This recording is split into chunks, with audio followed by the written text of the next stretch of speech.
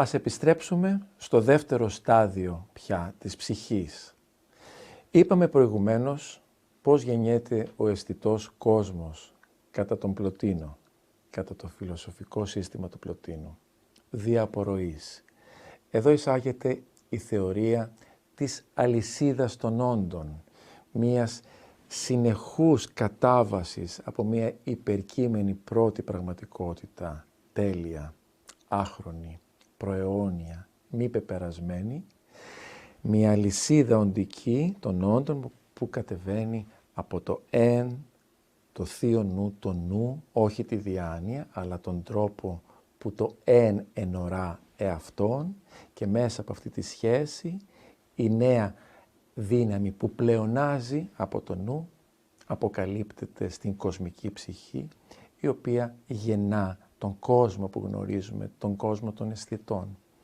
Έτσι γενιάζεται για άλλη μια φορά από τον Πλωτίνο, επικυρώνεται θα έλεγα καλύτερα, η περίφημη πλατωνική διαλυστική θεωρία των δύο κόσμων, η πραγματικότητα και η φαινομενικότητα, η αλήθεια και το ψεύδος, το καλό και το κακό, ο υπερκείμενος κόσμος και ο κόσμος της φθοράς. Αυτή η διαλυστική θεωρία διασαφηνίζεται, θα μπορούσαμε να πούμε, διευρύνεται, αποκρισταλλώνεται και εν μέρη τακτοποιείται νοηματικά από τον Πλωτίνο με τη βοήθεια της πλούσιας εικονογραφίας του.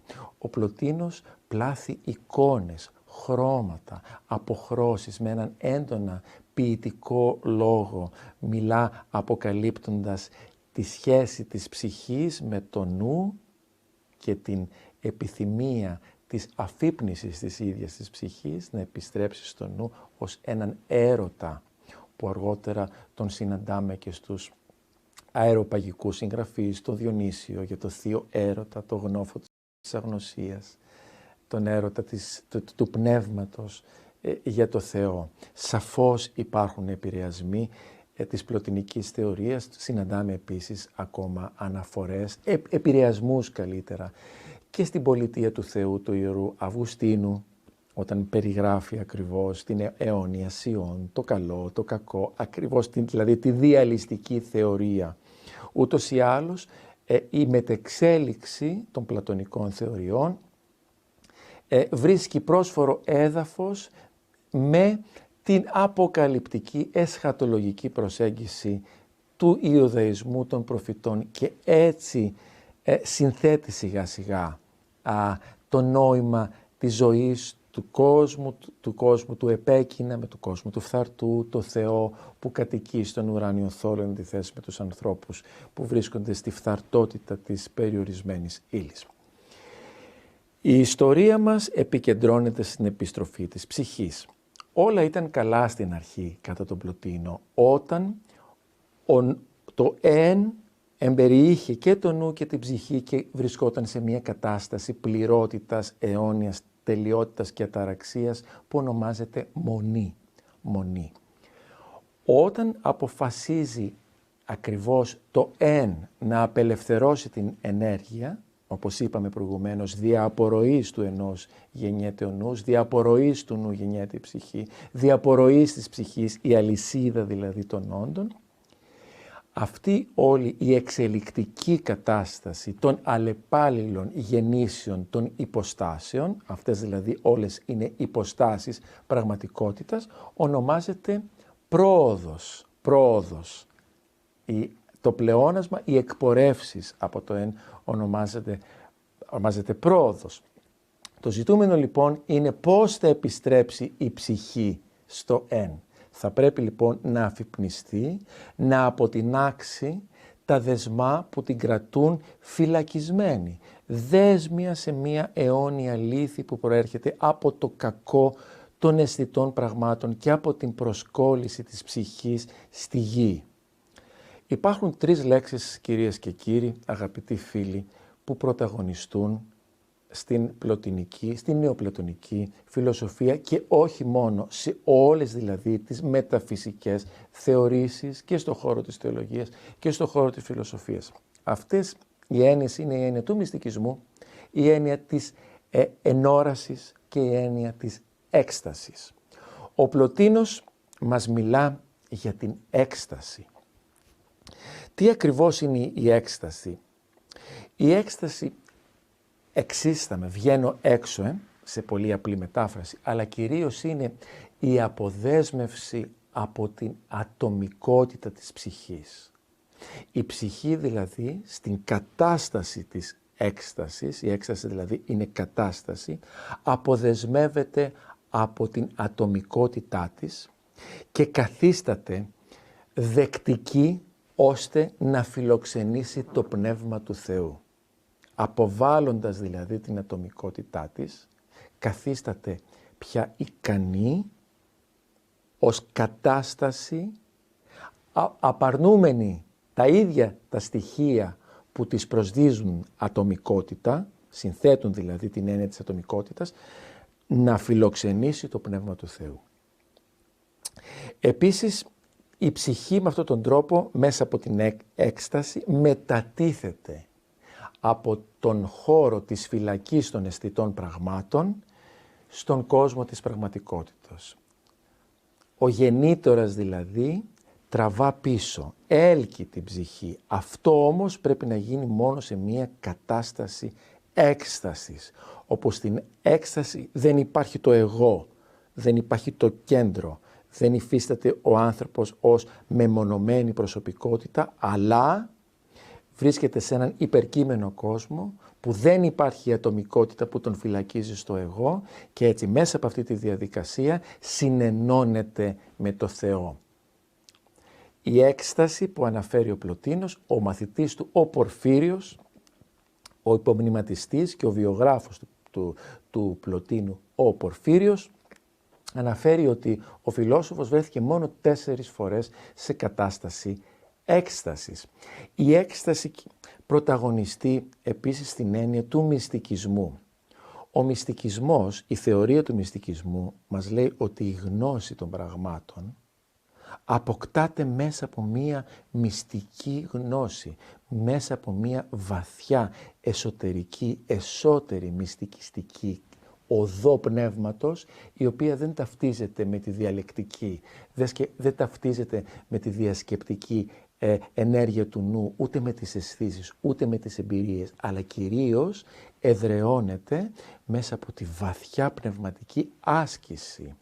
Ο μυστικισμός δηλαδή εδραιώνεται μέσα από την πνευματική άσκηση, μέσα από την αρετή, μέσα από την εγκαρτέρηση, μέσα από την ιστία, από την απεμπόληση δηλαδή όλων των επίγειων αναγκών που μας καθιστούν δέσμιους.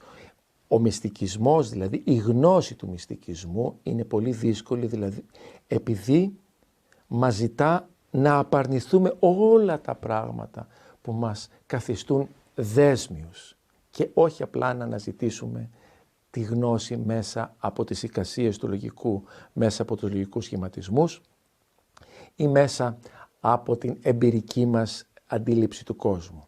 Άρα έχουμε έκσταση, την αποδέσμευση από την ατομικότητα και τη μετάθεση του υποκειμένου στον υπερκείμενο κόσμο μακριά από τη φαινομενικότητα, μυστικισμός, η γνώση που αποκτάται μέσα από την εσωτερική πια μυστική οδό του πνεύματος, το οποίο απεκδίεται των αναγκών της ύλης, μετατίθεται σε ένα κόσμο πνευματικό, σε ένα κόσμο αρετής, σε ένα κόσμο καθαρότητος, νηστείας, προσευχής, όταν απεκδίεται των αναγκών και τέλος έχουμε την ενόραση, την άμεση δηλαδή πια γνώση των πραγμάτων, δίχως να μεσολαβεί η σκέψη του ανθρώπου.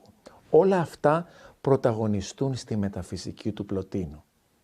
Έτσι ο Πλωτίνος αποτελεί στο χώρο της φιλοσοφίας έναν φιλόσοφο μυστικισμού θα λέγαμε, θρησκευτικού μυστικισμού.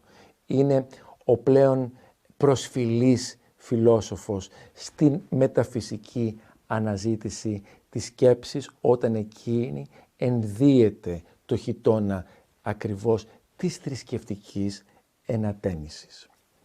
Αν θέλουμε να φτάσουμε, όπως καταλαβαίνετε έχω τονίσει και σε άλλες αναφορές που έχουμε κάνει σε πολύ σημαντικά φιλοσοφικά συστήματα, σε έννοιες, σε απόψεις, σε εισηγήσεις φιλοσόφων, σε επιχειρήματα, ότι είναι πολύ δύσκολο να μιλήσουμε περιεκτικά ουσιωδώς για ένα τόσο μεγάλο φιλοσοφικό σύστημα όπως είναι το σύστημα του νεοπλατωνισμού. Αλλά θεωρώ πως θα ήταν χρήσιμο να φτάσουμε σε ένα συμπέρασμα, αν και πιστεύω ότι ίσως σε μία από τις επόμενες εκπομπές ξαναασχοληθούμε με κάποιες συγκεκριμένες επιμέρους ενότητες που ίσως θα ήταν σκόπιμο και χρήσιμο να τις αναλύσουμε βαθύτερα. Αν θέλουμε να φτάσουμε σε ένα συμπέρασμα, αυτό το «εν» που αναφέρει ο Πλωτίνος δεν το ορίζει σε χρόνο, σε τόπο, δεν βρίσκεται κάπου και ίσως θα ήταν πολύ επιδερμική η αναφορά μας σε μία γεωγραφική τοποθεσία του ενός, πάνω, κάτω, δεξιά, αριστερά. Αυτό ίσως που κυριαρχεί στην πλωτινική προβληματική, στην πλωτινική πραγματικότητα, είναι το γεγονός ότι το «εν» βρίσκεται βαθιά στον εαυτό. Είναι η αλήθεια που υφίσταται στο βαθύτερο είναι, στον εσωτερικό εαυτό, στο καθαρότερο κομμάτι της ψυχής του ανθρώπου που ενθυμούμενη μπορεί μέσα από μια διαδικασία πνευματικής ανέλυξης να επανέλθει στην προτέρα κατάσταση μιας τελειότητος, μιας αλήθειας η οποία δεν υπάρχει σε αυτή τη φαινομενική ζωή. Ο Πλωτίνος λοιπόν δεν προτείνει, δεν προκρίνει ένα φιλοσοφικό σύστημα το οποίο βασίζεται σε αόριστες εικασίες του νου, αλλά κυρίως κατά τη γνώμη μου, κυρίες και κύριοι, ένα φιλοσοφικό σύστημα ζωής, θεώρησης της ζωής, θρησκευτικής ευλάβειας του νου, της ψυχής, όταν εκείνη πάντα πρέπει να θυμάται από πού προήλθε και κυρίως καθημερινά, κάθε στιγμή, κάθε ανάσα της να κρατά το θείο έρωτα του Θεού.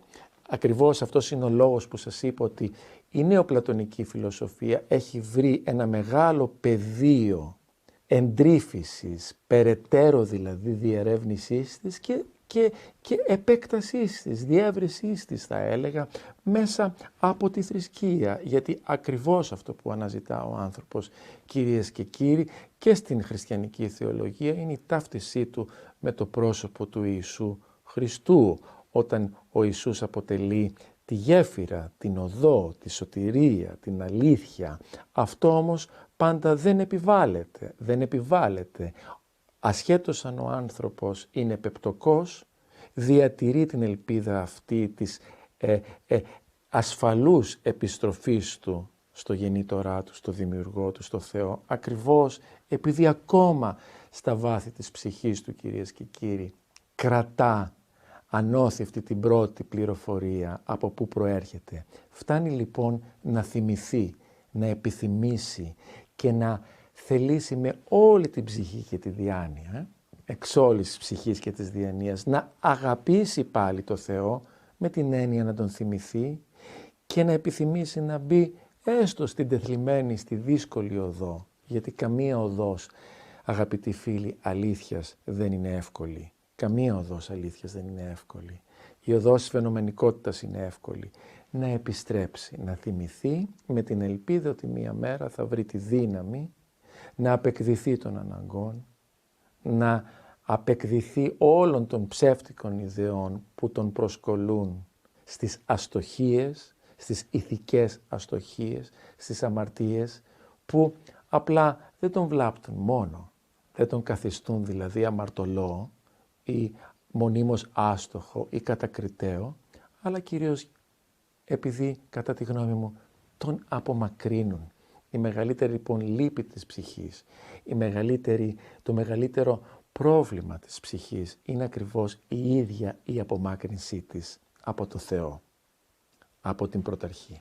Και αυτό ο Πλωτίνος με τον τρόπο του, το φιλοσοφικό του σύστημα, ο Πλωτίνος ήταν εθνικός, αλλά με μια τεράστια κατά τη γνώμη μου ανάγκη αγάπης και έρωτα προς το Θεό, προσπάθησε να διασαφηνίσει και να βρει έναν τρόπο να επανορίσει την πλατωνική θεωρία.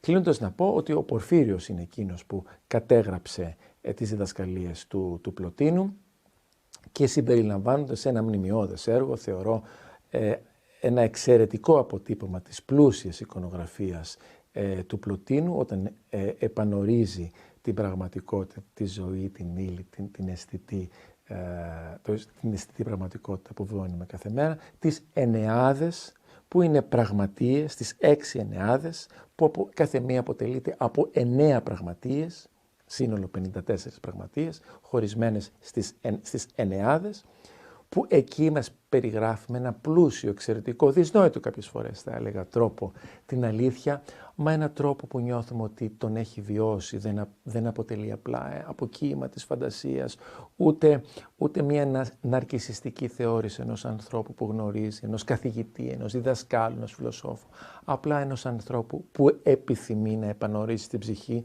να βοηθήσει τους συνανθρώπους του να θυμηθούν, κάνοντας αυτή την πραγματικότητα κάπως πιο υποφερτή και κυρίως να μας δώσει ένα μάθημα ότι ακόμα έχουμε, αγαπητοί φίλοι, την ελπίδα να αφυπνιστεί η ψυχή μας, να θυμηθεί το νου, τις θείες ιδέες, τις θείες επιταγές, τα θέσπατα και τα θεσπίσματα του Θεού, με την ελπίδα πως μία μέρα αργά ή γρήγορα θα επανενωθεί με το Δημιουργό, με το Θεό, με την Πρωταρχή, με το αιώνιον είναι της ζωής.